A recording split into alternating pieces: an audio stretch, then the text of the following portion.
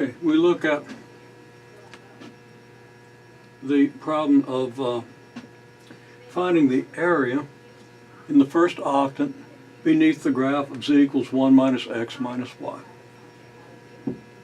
First thing we need to do is observe that, well, for some values of x and y, as long as the sum of x and y isn't bigger than 1, this does give us region above the xy plane.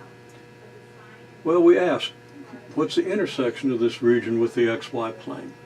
Well, the region intersection is going to occur when z equals 0, so that 1 minus x minus y equals 0, so y equals 1 minus x.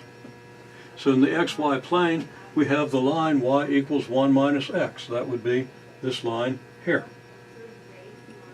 Another thing, of course, we can do is we can find the x, y, and z intercepts, very straightforward, and see that our region is going to be kind of a tetrahedral, or it's not tetrahedral because it's not regular, but kind of a pyramid-shaped region.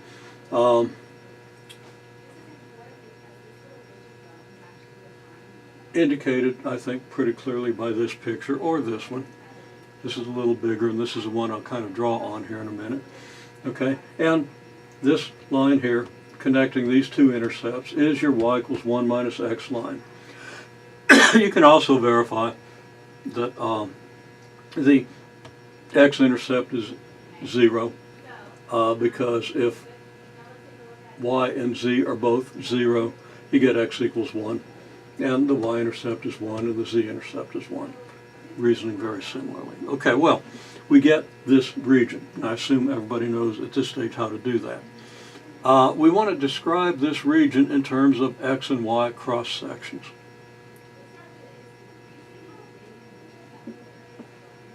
So the first thing we want to do is we're going to choose some x value. Now x runs from here to here. We can choose any old x value here. We're going to say x can be anything between 0 and 1.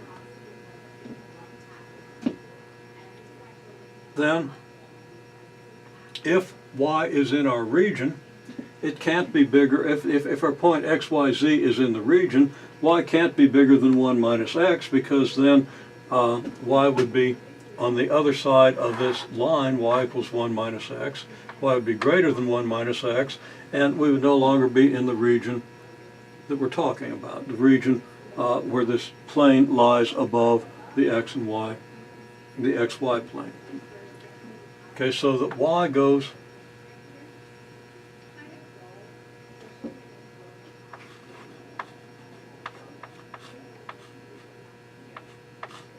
from 0 to 1 minus x. Well, that's what we write down here. Okay, so we're given an x between 0 and 1, some x between 0 and 1. Whatever that x is, y can only go from 0 to 1 minus x. Then what can z do?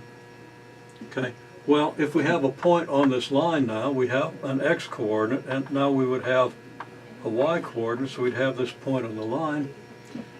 Z goes from 0 down here until we reach the surface. Well, the surface occurs when z equals 1 minus x minus y, so z can go from 0 to 1 minus x minus y. So we have some point up here on the plane, probably a fairly high point. So here is our point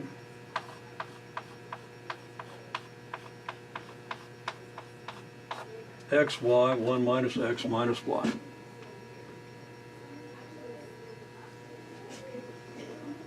And then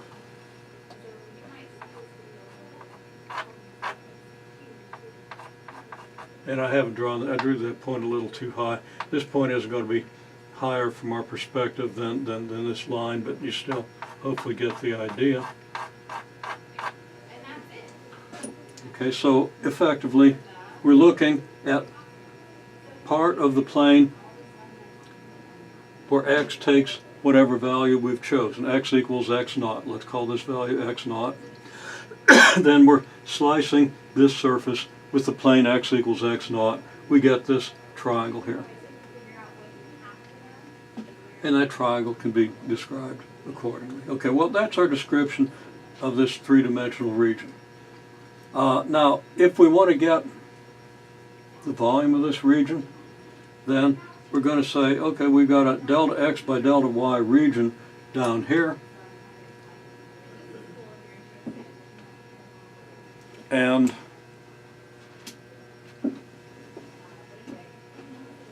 we're going to have some region lying above this but below this plane. So that region is going to maybe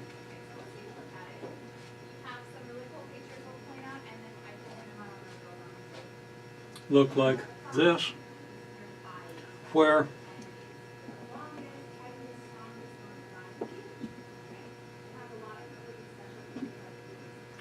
a point in this region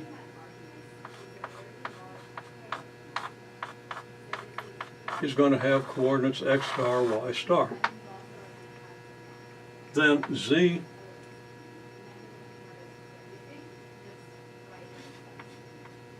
since z equals 1 minus x minus y is going to be 1 minus x star minus y star. That's going to be the z coordinate of this point. So the volume of our region is going to be what? Well, it's going to be, no, we don't really want the volume of that whole region. Sorry.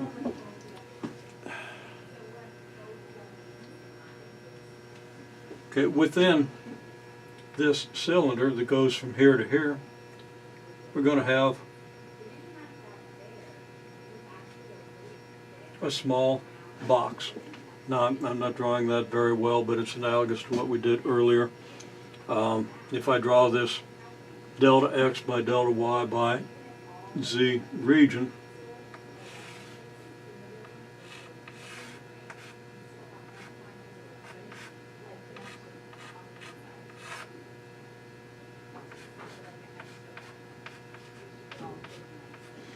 here's our delta x, our delta y. We'll have a sample point x star, y star, and now we'll have z up here. We're going to have the point x star, y star, 1 minus x star minus y star. Up here at top, and then within this region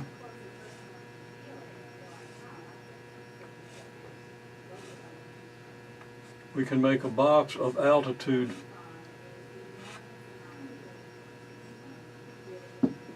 z star, altitude delta z. So this is a delta x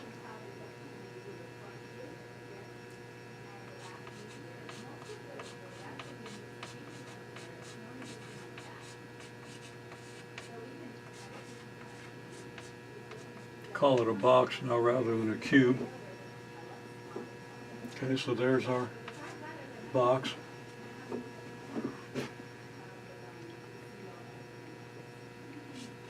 And a point within our box will be x star, y star, z star. So that's kind of everything we want to know about this box. We know how high it is. It's 1 minus x star minus y star. We know its base is delta x by delta y, so we would know the volume of the box if we wanted that. And we know that we can partition this rectangular region between the plane and our graph in terms of z, giving us a typical delta x by delta y by delta z box with sample point x star, y star, z star. Okay, so we know our region, we know our description of the region, we've defined our typical delta x by delta y by delta z box, and now we're going to want to know what the mass of this region here, this pyramid type region, we want to calculate the mass, okay? And we're given the density function that I haven't actually written down, and I probably should write it down, although it's implicit right here.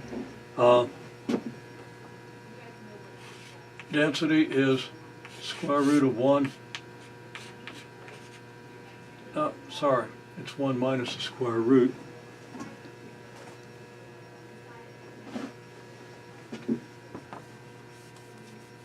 Just checking the time on this video.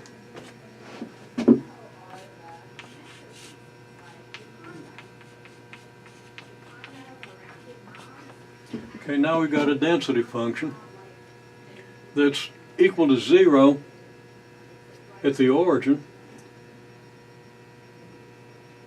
I'm sorry, it's equal to 1 at the origin, equal to 0 at any of these intersection points where x or y or z is 1 and the other two are 0. So we have this decreasing density as we move away from the origin, because really the density is 1 minus our distance from the origin.